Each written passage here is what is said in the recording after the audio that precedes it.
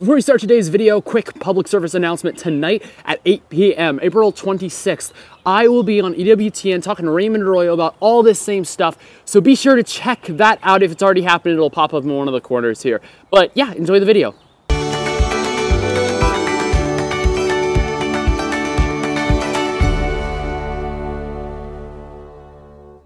So if you've been keeping your ear to the ground on the side of Catholic news, you'll probably have noticed that a document came out that has a lot of people really annoyed. The document I refer to, of course, is the final document of the pre-synodal meeting for youth, and as one person described it, it's garbage. I'm not aware of what this whole final document thing is. Basically, a synod is a big meeting of people to discuss something in the church, usually like the bishops and the pope. A couple years ago we had one on the family, and there was a lot of controversy surrounding that, whether there was actually a secret plot to destroy the family. And of course, when there's a controversy, what do you do but have another thing that could stir more controversy up? So Pope Francis decided that this year we're going to have a synod on youth. And if this starts giving you warning signs, it should. Basically what the Vatican did is they set up a Facebook page, or multiple Facebook pages in different languages. And in these Facebook pages they asked 15 questions, ranging from everything, the technology and how young people deal with that, vocations, relationships with other people, everything. So these 300 youth, Vatican officials took all of the answers, the thousands of answers that was on the Facebook page, and gave it to these youth to write this document. Now, these 300 youth had 3 days to write a document that basically outlined what youth believe across the world to give to the Holy Father and the bishops to make good decisions on how to help the youth. As you're probably guessing, this plan did not work out well. This document was published about 2 weeks ago. 2 raving reviews. Everyone loved it. There's been no controversy surrounding it at all. Wrong. Everyone hated it. Now granted, I don't mean actually everyone hated it. The content was okay, I guess. I have it up right here, and like, it's not the biggest piece of garbage, except it didn't do what they were asking. One of the most outspoken groups on Facebook was people calling for a return of sacredness in the liturgy, specifically a return to a promotion of the extraordinary form of the Mass. Now personally, I've never been to the extraordinary form, so I was like, alright guys, I'm sure it has great sacredness, I'm sure it has great liturgy, I'm gonna stick with my stuff because that's how I worship. I'm sure if I went to the extraordinary form of the Mass, I would love it, but I've never been, so I really couldn't give a decision. And like, yeah, sure, if a lot of people are saying it, add that in. Except for they kinda didn't really mention the extraordinary form of the Mass at all, except for in like one line where it talks about a return to sacredness. That's it. And as you can guess, people got annoyed. Everybody was asking, where is the tradition? Where is it at all? And there were other issues that were not mentioned, such as mental health. A lot of people were talking about mental health. One guy even asked, why is masculinity not on the list? Because a lot of people mentioned, yeah, an idea of what true masculinity is kind of needs to be included in this, because this is something that the bishop needs to tackle. Not only that, but there are a lot of doctrinal errors in the document. For example, they say that things such as abortion, homosexuality, cohabitation, marriage, and how the priesthood is perceived in different realities of the church are some of the church's teachings that are extremely controversial today, and are often great disagreements among young people.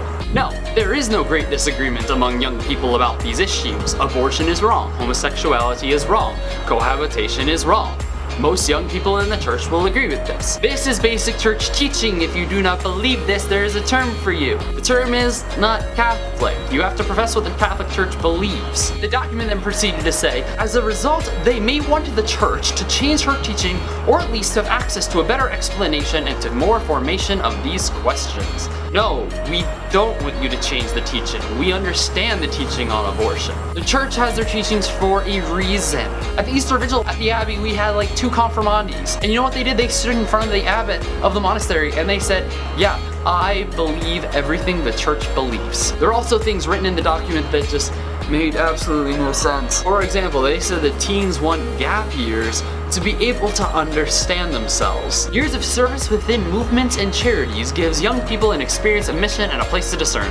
It also creates the opportunity for the church to encounter non-believers and people of other faiths in the world. See, this seems like a document that was written by like 70-year-olds who are saying, oh yeah, those young kids, they just want their gap years and their iPhones and their Flappy Birds. But this was actually written by 300 youth, and here's an issue, is that it wasn't written by 300 Catholic youth. Pope Francis had actually invited some atheistic youth and some just Protestant, other religion, other Christian youth to come and help write this document that's supposed to guide the bishops and the Pope in writing a full synod thing on the church and young people. Did any of y'all read Amoris Laetae? It was the one that Pope Francis wrote on family. If you haven't, spare yourself the trouble because it was abysmal. And that's not even me talking in terms of the fact that I just am angry about this document. Like, it was garbage. It was not a good document at all, and I struggled reading it because it was just so bad. And this isn't me saying, oh, I'm spoiled because I've been homeschooled and I've grown up on like, oh, the Chestertons and the Lewises and the JP2s and the Benedict the 16ths. This was just objectively bad. And honestly, if this is what the bishops have, it's going to be guiding them in writing some sort of encyclical sort of thing on the youth, we have an issue. So a lot of people are getting angry, writing in the comments, hey, you left out our stuff, there are doctrinal errors here, there's a doctrinal error here, we never said this. And so naturally, what does the Synod do? They write another Facebook post basically saying, hey, we are really disheartened that y'all didn't like it. And honestly, there wasn't a lobby against all of you. However, we do believe that there might have been some sort of lobby formed by the Extraordinary Foreign people to try to hurt us. You can't make this up. You literally cannot make this business up. This is incredible. Like literally, if this is the document that is going to be given to the popes and bishops, we have a large issue, there needs to be something else written. Fortunately, friends, something else is being done. See, at the end of the final document, something really important is written. It would be a shame if this dialogue were not given the opportunity to continue and grow. Well, we're doing that. As I said, quite a few people were not happy. If there's one thing you know about the young church, it's that we kind of don't take anything lying down. If something happens, we are going to be the ones who are going to get up and say, all right, I'll do something about it. I mean, come on, look at who our heroes are. We got Mother Teresa, who started orphanages and hospitals in Calcutta. You got JP2, who freaking like back-talked like officials all over. They said, oh yeah, you can't wear priestly clothes in Mexico. He steps off the plane like, come at me, arrest me. You got Pier Giorgio Frassati, who's just, I mean, the man smoked a pipe and like skied and hiked and was still a baller Catholic. Like, our heroes are some of the dopest people the church has ever had. We are the get up and go generation of Catholics, and because of that, if there's something we disagree with, we are going to stand up and do something about it. This is why I was so thankful when I was asked to come help admin a Facebook group for all of those who feel like they've just been either misinterpreted or left out of the writing of the final document. The group is called A Response to the Final Document of Pre-Synod 2018. I'm not going to explain the entire purpose of the group here. We have a mission statement, go to our About page on the Facebook group, link in the description below. Basically, we're a group of young Catholics from all across the world who desire nothing more than to allow us to have a voice for this synod. Our intention is to take the current document, look at it, say what is missing from it, and where are the doctrinal errors, correct it, and hopefully somehow get it to bishops, priests, cardinals, hopefully the Pope, whoever can hear it, and let them know what we actually believe. And honestly, I haven't been working alone on this, and it's not a bunch of American, crazy trad trads, as some articles have said. No, we're a bunch of people from all over. We got 2 people from Poland, we got someone from Pakistan, we got someone from China. And even though we're a group of young people from across the world, we don't know everything. That's why we need you to join us. If we don't have someone from like every country of the world, we're not going to be able to accurately represent what the young church believes. So with that, I'm going to ask you once again to join us. If you want to, again, link is in the description below to our website. Just like it. We do ask you answer the couple questions on there. Don't just click request and then request again. Please read the document for yourself. Let us know what you think is wrong with it. Also, you have to be like 30 or younger, 16 to 30. That was the range for the original pre-synodal meeting, and so we're keeping it the same. If you really want to see the issues we have with it step by step, go onto the Facebook page. My man Matthew Roth put together an entire Google Doc that literally says, here's the issues step by step.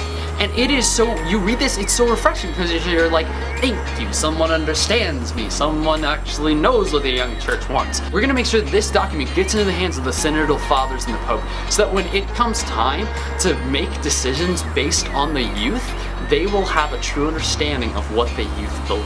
And if you know anyone who's able to help us get the word out, we've already had an interview with 1 Peter 5.